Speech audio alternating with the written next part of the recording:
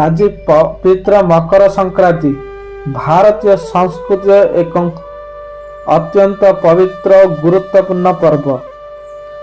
यही दिन सूर्यदेव मकर राशि को प्रवेश करते और यह सहित सूर्य उत्तरायण आरंभ हुए।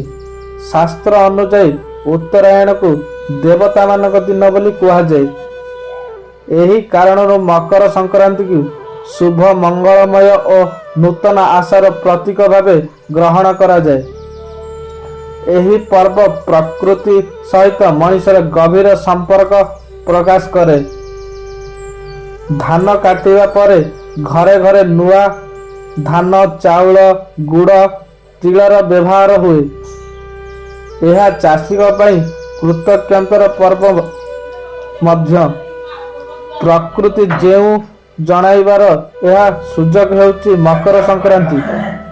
ओडिशार यही पर्व बहु आस्था और आनंदर सहित पालन करा जाए।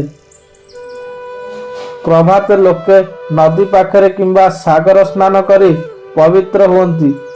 जगन्नाथ सूर्य देव और अन्य देवता को पूजा करा जाए। विशेषकर यही दिन मकर चाउल प्रस्तुति करी ठाकुर को भोग दिया जाए। चाउल गुड़ नड़िया कदली छेना इत्यादि प्रस्तुत यही भोग ओडिया परंपरा एक अनन्य परिचय। मकर संक्रांति केवल धार्मिक पर्व नुहे, यह सामाजिक एकतार उत्सव मध्य। यही दिन लोके परस्पर घर को जाई मकर चाउल खाई शुभेच्छा विनिमय करती। पुराणा मनमालिन भूली नुआ संपर्क गढ़िबा सह संदेश यही पर्व दिए।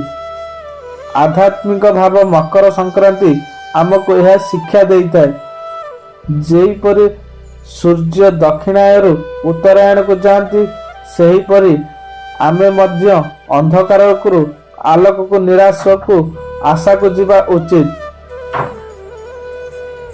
यही जीवन रे सकारात्मक परिवर्तन आनिबार प्रेरणा दे। यही पवित्र अवसर रे आसंतु आमे समस्ते मिसी भल चिंता भल काम भल आशा सहित आग को बढ़िबा।